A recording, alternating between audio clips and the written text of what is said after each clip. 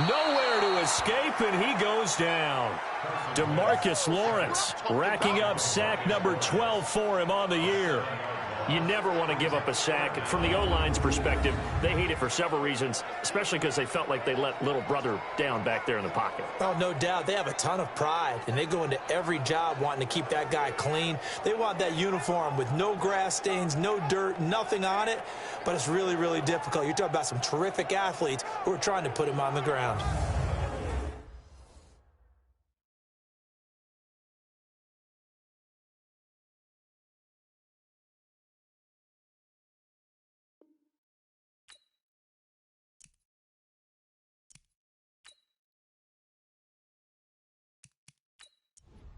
Here we go. 120. 50's the mic. 50's the mic. In your face. On third and long, it's Wentz. He's going to fire one deep, middle of the field. Oh, this is taken in. It's complete. And he'll be taken down, but not before they work it across midfield. It'll go as an impressive 31-yard gain. I know we love our jobs, and pretty much any play we see, we're pretty, excited about. But big plays, let's face it, that's what we absolutely live for. How about that one? That was great, and what our camera missed was the fist pump from the sideline after that catch. They're fired out. That's a big gain. So the line of scrimmage moves all the way across the 50 now as they come up 1st and 10. On play action, Wentz. Ertz over the middle. And all the way inside the 15 before they drop it. A big play on the catch and run, covering 34 yards. Well, make that now 2 completions for him on this drive, and these aren't ordinary completions. They're big ones. Yeah, these are the types that make a secondary talk to each other and not in a good way. Oftentimes pointing fingers. Hey, who's got him? Someone cover it. That type of indecision can open up to even more big plays. So how about this for field position after the big play? Inside the 15 now as they come up on 1st and 10. Wentz on the give to Sanders. And they'll get him down after a pickup of 8. 2nd and 2. 8 yards the gain on that last run. Here's 2nd and a couple. They'll run with Scott. And he's able to get it down to the 2-yard line.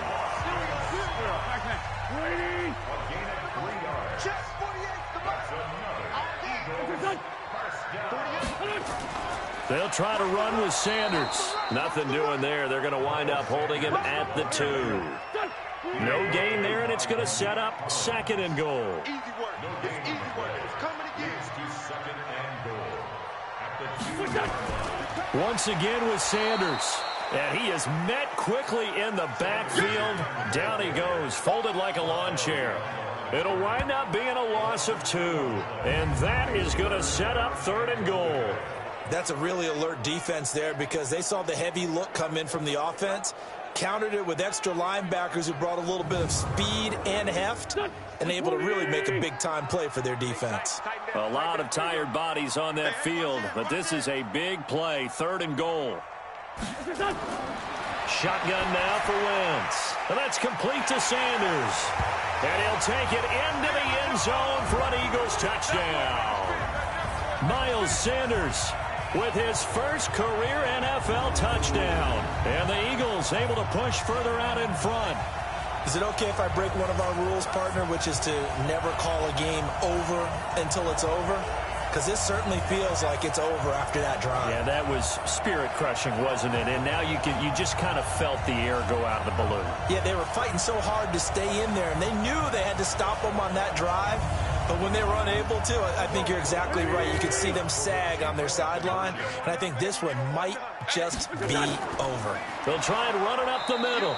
And he got it on the touchdown run, but he won't get in here. He'll be stopped short, and they'll come up empty on the try for 2. So the defense gets the stop. I know it's situation to situation, but who has more pressure there, offense or defense, when they go for 2?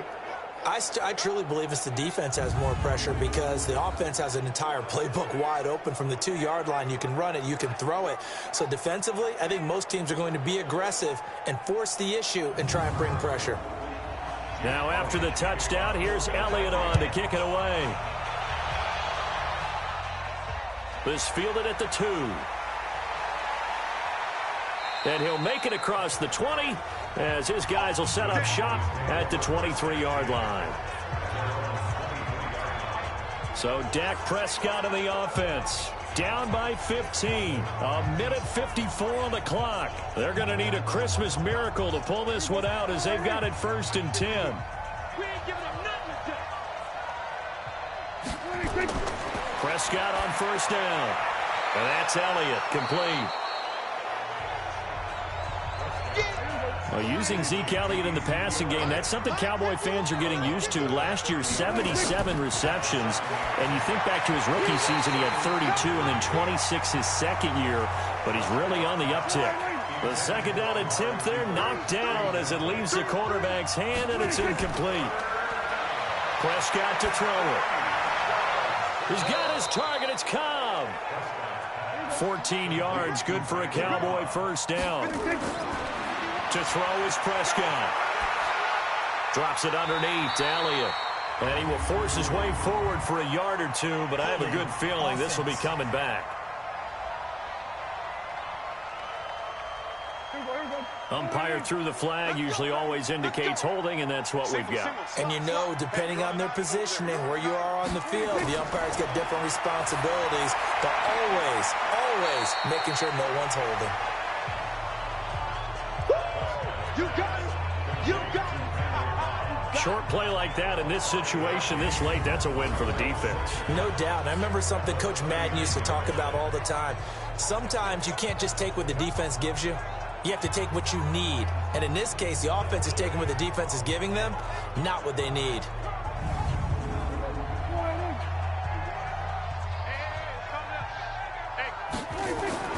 Looking to throw again on 2nd down. Prescott completes it to Jason Witten. Now the Cowboys going to burn the first of their timeouts as they'll talk it over here before what will be an important 3rd down. To the air again, Prescott.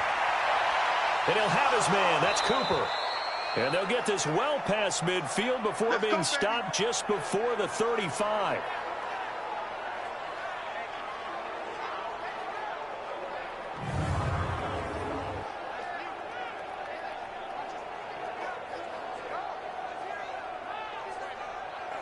Prescott going to come up 1st and 10. And he's 5 for 6 now throwing the ball on this drive. And again, it's Prescott.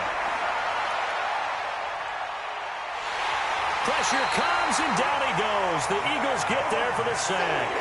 Derek Barnett, he's the one to get him, and that is sack number 7 for him on the year. And that is incomplete. A lot of force bearing down on him there. He could not hang on. It's 3rd down. An incomplete pass on that last play, and that means they'll need to come up with something here on 3rd down. And he's got it to Hearns. And he takes this one into the end zone, and all of a sudden, here in the final minute, things get a little bit tighter. I'm not sure win-win is the proper term here, but it certainly felt like it. They got the touchdown they needed, but if I'm on the defensive side of the ball, okay, you got the touchdown, but it sure took you a long time. Yeah, because offensively there, you're probably hoping for a 1 to 5 play drive. That one ate up a little more time than they were hoping. You're exactly right, and if you have that 1 to 5 play drive, you actually build up momentum and even more hope. When they had to slog their way downfield, they got the touchdown, but it's almost like, yeah, you know, doesn't feel right. Exactly. Extra point through the snowflakes, something good, as this gets them back within a touchdown and a 2-point conversion. So that drive consumes 9 plays all told, and it's capped off with a Cowboys touchdown.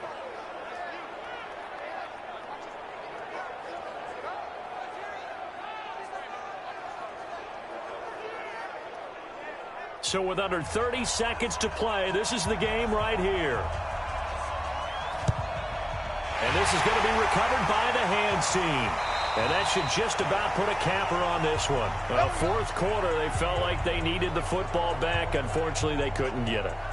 And I know we've brought analytics into the game, and someone has said here that the data says that when a team's expecting an onside kick, 80% of the time, the team expecting it, they do actually recover the ball, which is what we saw here.